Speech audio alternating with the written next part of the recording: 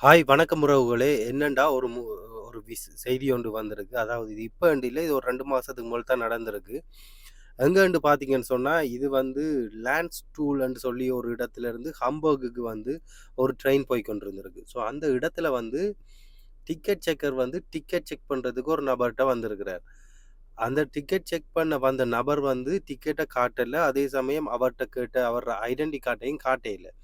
அப்ப இவங்க 2 பேருக்குள்ளே முரண்பாடு வந்திருக்கு. அதாவது நார்மலா டிக்கெட் செக்கர் எப்பயும் வந்தா முதலாவது கேட்பாங்க. டிக்கெட்ட காட்டினா விட்டுட்டு போயிருவாங்க.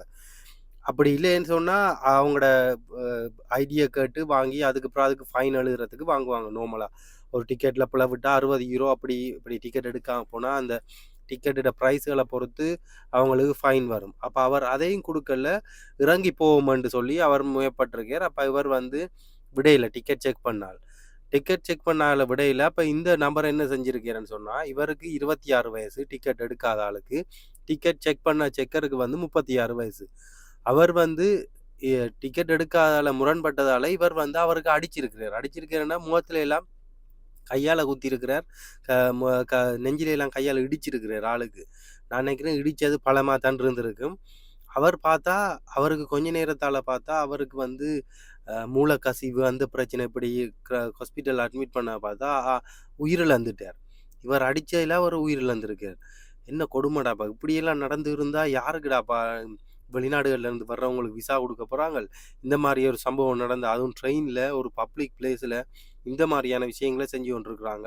என்ன ஒரு கொடுமை! இந்த நியூஸ கேட்டோனே ரொம்ப ஒரு இதா இருந்துட்டு, இது உண்மையான்னு செக் பண்ணணும் தானேன்னு செக் பண்ணி பார்த்தா, ஒரு 2, 3 மாதத்துக்கு முதல் நடந்திருக்குது. உண்மையான சம்பவம் தான். இந்த மாரியெல்லாம் செய்ய வலிக்கிட்டாங்க. எங்கேருந்து வர்றாங்களோ தெரியல. இந்த நாட்ட போட்டு உண்மையா நாசமாக்குங்க. இப்படி செஞ்சா எந்த நாட்டுக்காரங்கள் வந்து எந்த யூரோப்பாவோ இல்லாட்டி எந்த வெளிநாட்டுக்காரங்க வந்து ஒருத்தனுக்கு மனிதாபிமான அடிப்படையில வந்து விசா குடுக்குறதுக்கு யோசிப்பாங்க. எவ்வளோ ஒரு கொடுமையான விஷயத்த செஞ்சு கொண்டிருக்கிறாங்க. இப்படியான ஒரு விஷயம் பதிவாயிருக்கு. இத பத்தி நீங்க என்ன நினைக்கிறீங்கன்ற கருத்து பதிவுல தெரிவிங்க. என்ன கொடும சரவணா! இப்ப அவர் பேர்ல வந்து வழக்கு பதிவு செய்யப்பட்டு, அவர் வந்து இப்ப ஜெயில்ல இருக்கிறார். அதாவது கொலை முயற்சி செஞ்சிருக்காரு. கொலை முயற்சி என்ன கொலை தானே அது. இதையும் தாண்டி இன்னொரு விஷயம் வந்திருக்கு. என்னன்னு சொன்னா, இப்ப டிக்கெட் செக் பண்ண வர்ற ஆட்களுக்கு பாதுகாப்பு இல்லன்னு சொல்லி அது ஒரு பெரிய நியூஸா இஷ்யூ ஆகிக் கொண்டிருக்குதாம்.